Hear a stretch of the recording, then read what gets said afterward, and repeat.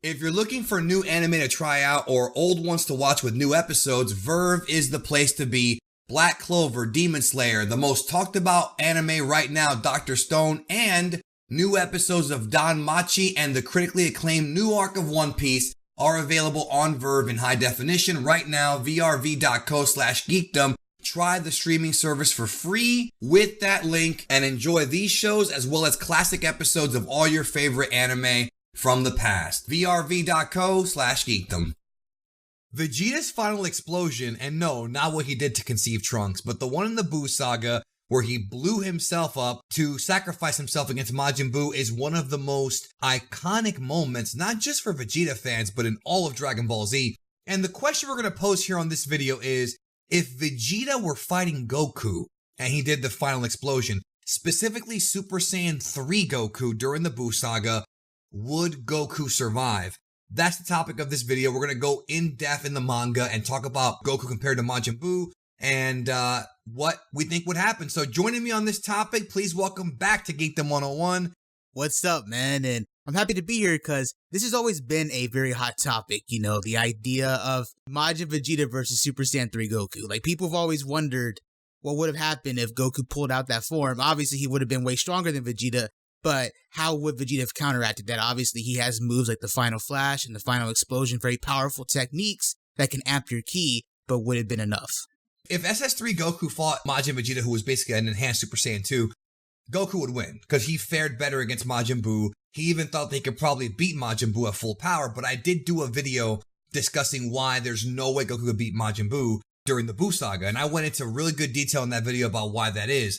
Now, that being said, Super Saiyan 3 is much stronger than Majin Vegeta, way stronger. I mean, it's what, a 4 times multiplier after 2?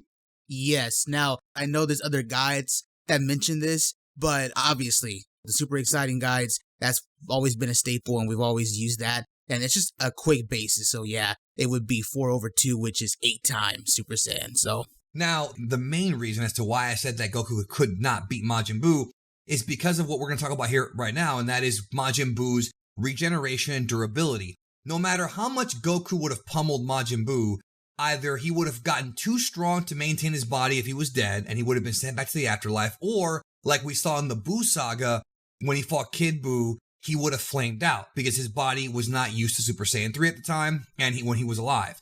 That is definitively the truth. There's no argument there. I mean, you could try to make an argument, but there really is none. It's right there in the series.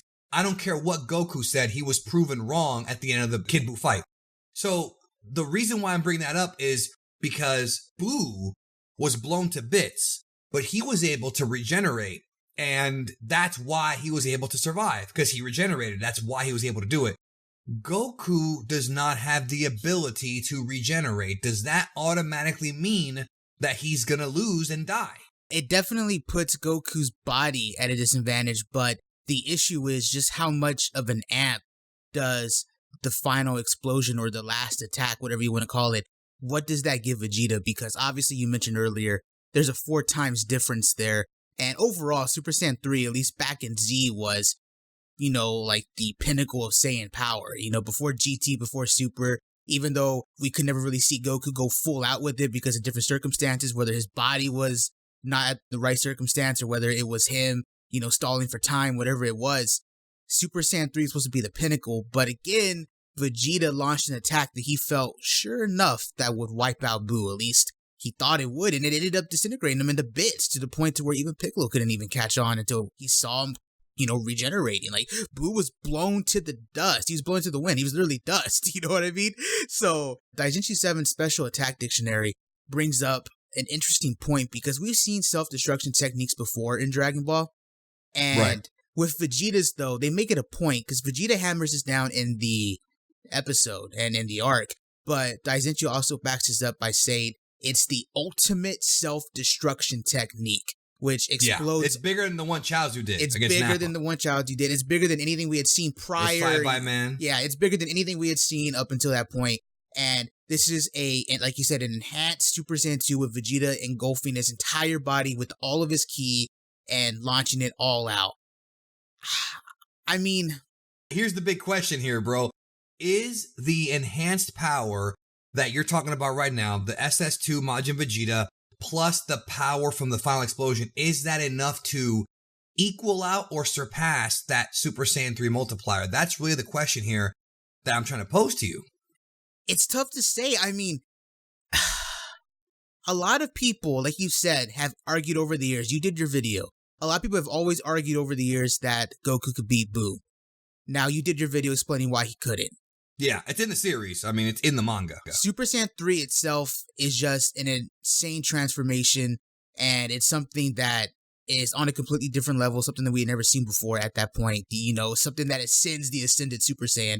It's tough, dude. I mean, I would say yeah, but just because Goku doesn't have regeneration abilities, if the technique isn't strong enough, we've seen characters tank attacks. I mean, a very good example of a Goku is the huge explosion technique that Piccolo Jr. used back in the 23rd tournament. Goku was point blank right there in front of him, and he took that head on, you know? Right. So, I don't know, dude. Well, what's your opinion? I was going to actually bring up one more point. Let's use the super scaling. So Vegeta brought that technique back in Super, but this time he was able to survive it because his Beyond Blue, his blue evolution power was enough to keep him whole. Right.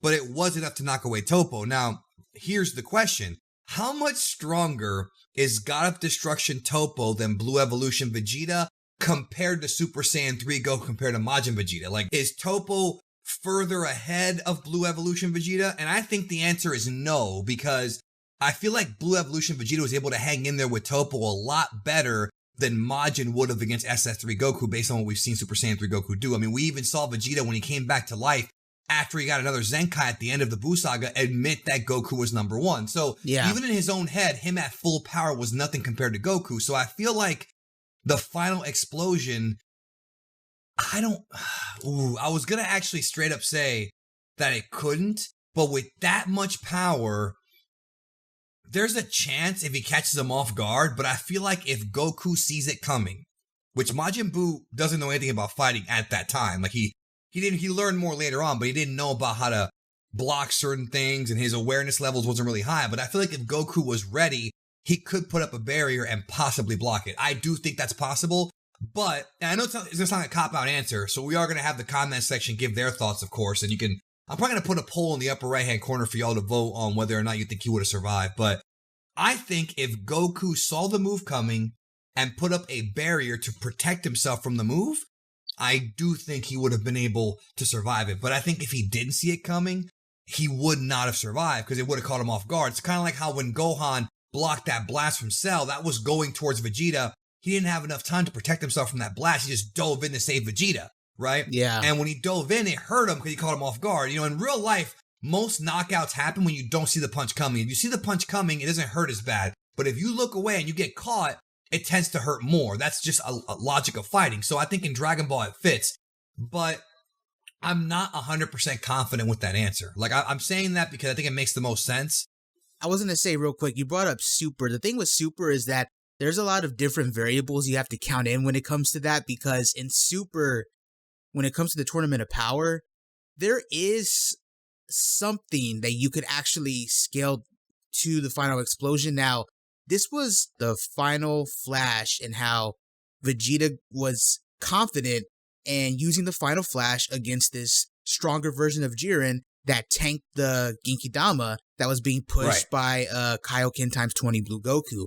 Now, you did a video talking about that when Vegeta got angry, when his pride, was challenged. He got super pissed off. He shocked everybody and created such a huge final flash. Yet, the final flash is supposedly not even his last resort. The final explosion is. That's a move that can garner even more energy than the final flash. So you could actually way stronger. Yeah, you can maybe imply, at least, maybe this is a jump in it, but you can maybe imply that the final explosion is bare minimum 10 times if you want to go that far. But here's the issue. You've talked about this numerous times on videos. Super is a bit weird because you're dealing with a Vegeta who now has a more mastery of his body, who now knows about God Ki, property of blue, and evolution. And not just that, real quick, they were suppressing themselves in the tournament. Because remember, people forget this so often. Yeah. You have to suppress yourself in that tournament because if you accidentally kill somebody, you get disqualified. So even Ultra Instinct Goku versus Jiren was not even them at full strength. Because if they were at full strength, one of them could have died. See what I'm saying? So they had to hold back at least a bit. So that final explosion, if Vegeta really put everything into it like he did against Boo, he may have died, may have not died, who knows, but it definitely could have done even more damage to God of Destruction Toppo. Yeah. So I ultimately agree with you. I think Super, there's a bit more variables there when it comes to discussing the final explosion, but for Z and for the Boo arc, I do agree with you. I feel like if he catches Goku off guard, Goku's dust, much like Boo, and he won't be able to regenerate. But Super Saiyan 3, if he puts up a barrier, if he's able to catch it, probably can be able to block it. As I do agree with you on that. Right, agreed. Well, let us know in the comment and, of course, vote. Do you think Super Saiyan 3 Goku could survive Vegeta's final explosion in the Boo saga? Okay, we're talking about specifically the Boo saga, not like afterward, just during that time of Dragon Ball Z. And thank you, MJ, for being here as always. No problem, man. All right. Well, I'll talk to all you guys very soon.